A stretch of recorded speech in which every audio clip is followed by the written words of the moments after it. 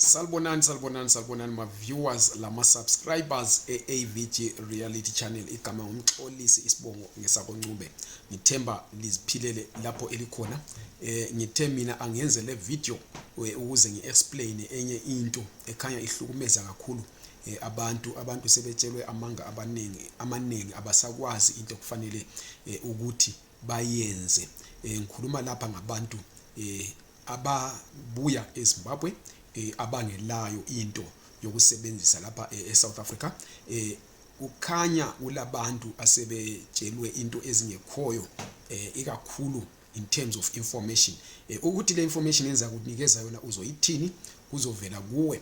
Kodwa ngithe mina ngenxa ukuthi abantu bayabuza, abantu badidekile abasakwazi ukuyikhokhona batshelwa lokhu lalokho, angize ngizo explainer into ethile. Le ndaba imayilana lama waivers a-applyelwa eSouth Africa kunye lama permits a-applyelwa eSouth Africa. Ngikutsho lokhu ngenxa ukuthi kule mbuzo emithathu engiyiphiweyo. Ngethi mina oqala kambe iwaiver ingeyabantu abalama ZEP kuphela yini? Ngubani okumele ukuthi applyele iwaiver njalo iapplyelwa makutheni? Imbuzo emithathu leyo yiyo engizathi ngiliphendule yona. Ngicela ukuthi kube yikugcina ukuyiphendula kwami le mbuzo ngenxa yokuthi ngeke ngakukhuluma ngaphambilini, kodwa kukhanya abantu badobha lapha badobhela ukya bebe sebephuma bengela lutho ekugcineni, sebehlanhlatha bengasakwazi ukuthi kufanele ukuthi benzene. Ngingakaqhubekeli phambili ke ngiphendulele imibuzo emithathu.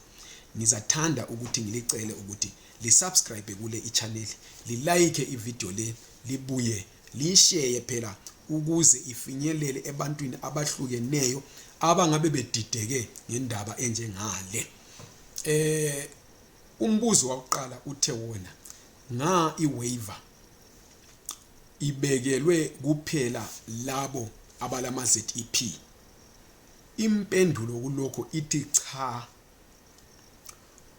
Whoever tells you ukuthi iwaiver ngeyomuntu ole ZEP kuphela akakutshela iqiniso.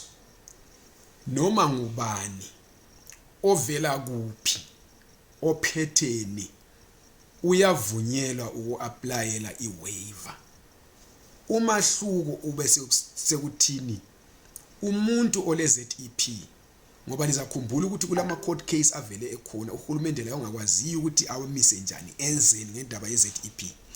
Ugcina ke umuntu ole ZEP esesiba lalokho esithi ngama higher chances of getting iwaiver than anybody else ongela ZEP. Kodwa akutsho ukuthi umuntu ongela ZEP kavunyelwa ukuapplyela iwaiver, akutsho ukuthi umuntu ongela ZEP akayithole iwaiver. Banengi engikwazi ukuthi ngikhuluma kanje bavumelana nami ngenxa ukuthi sebe-applyele ama-waiver bengelayo iZEP bawathola. So ole ZEP i-advantage yakhe ukuthi lanxa i-condition yakhe injani, as long engelacala alidalileyo, ule almost 100% chance of getting iwaiver. Kodwa lo omunye baya-applya ama-requirements a-strict nyana, kodwa uyavunyelwa ukuyi-applyela iwaiver njalo uyavunyelwa ukuyithola, batholile abanye. So ngibe sengikhuluma ke ukuthi iwaiver le yinto enjani, applyelwa umuntu onjani. Ngizafunda ngesilungu bese ngichaza ngesintu sakithi. Uminister we-Home Affairs ule mvumo yokuthi elandela i-Immigration Act abeke eceleni noma yipi i-requirement kumbe iform elithile kumele lilethwe ngumuntu ofuna uku-applyela i-permit. So unga-applyela i-waiver nxa kuyilento othiwa ule basis of good cause eyenza ukuthi uzibone kufanele kuphiwa leyo waiver. I-waiver yona iyisicelo ku-Department of Home Affairs ukuthi ibeke eceleni ezinye zezidingeko for any type of visa. Nxa sithi any type of visa sitsho ukuthi lo ngela ZEP usenga-applyela i-waiver. The waiver will allow you to apply for a visa without providing all the required documents. So i-waiver le ngiyokuthi u-applyele i-visa noma yiphi obone ngani ufanele uyithole ungela amanye ama-documents afunekayo. Kungaba yi-SACA certificate, kungaba yi-proof yokuthi umsebenzi lo wa-advertiswa, kungaba yi-proof yokuthi wahamba ku-interview. Kodwa kufanele uhlale wena usazi ukuthi kulama specific cases lapho kuphiwa khona ama-waiver and apply for specific visas. So ngesilungu ke, who can apply for a waiver in South Africa? You can apply for a waiver in South Africa if you meet any of the following cases. Number 1, if you cannot provide police clearance certificate. Number 2, if you cannot return to your country to apply for a temporary residence visa. Number 3, when the applicant applies to reduce the required investment amount of 5 million rands for a business visa. So let's say urana business yako yasebenza sibili iqatsha lama locals iyamita wonke la amanye ama requirements for a business visa. Uyabhadala iSARS, uregistered and all this stuff, but awula imali engange 5 million rands minimum okumele ukuthi ube layo. In fact nothi ukuthi uyibhadala awulayo i5 million rands ku account yakho njengokufuna nguhulumende, usunga apply ukuthi hayi wonke ama requirements ngiyawamita kodwa A1 yiyo kuphela ngehlula ukuthi angile 5 million rands ngicela libeke eceleni leyi i-requirement. You can apply for that waiver.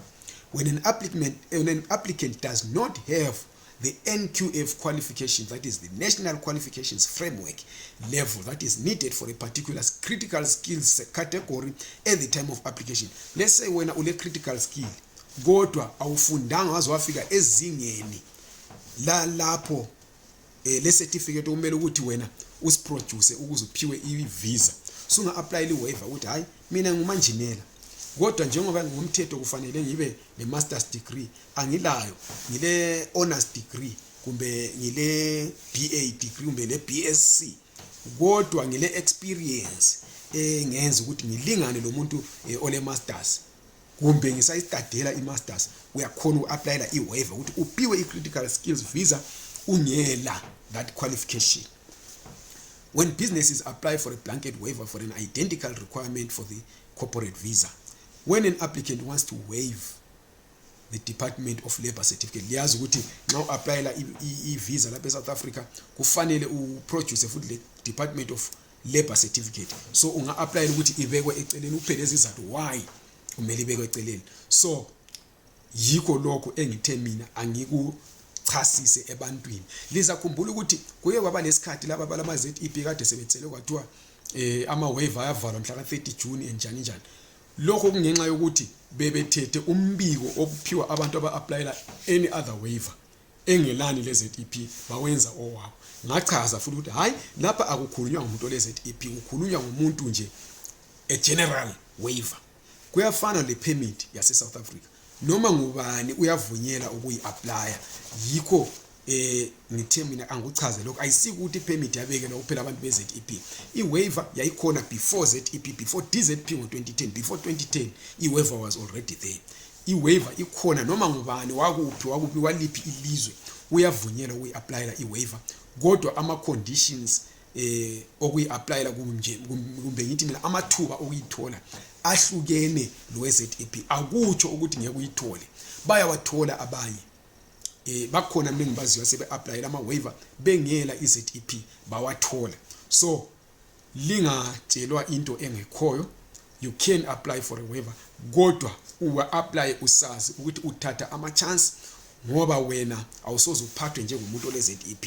So ungazikhompare lo muntu ole ZEP, zikhompare lo muntu ongenalutho kodwa ovunyelweyo ukuthi apply le i-waiver. Noma ngubani can apply for a waiver in South Africa, noma ngubani, as long ele good cause kumbe elezi zizathu ezibambekayo uyayithola i-waiver eSouth Africa ma apply ngendlela eyiyo and engela macala okuthiwa i-criminal record.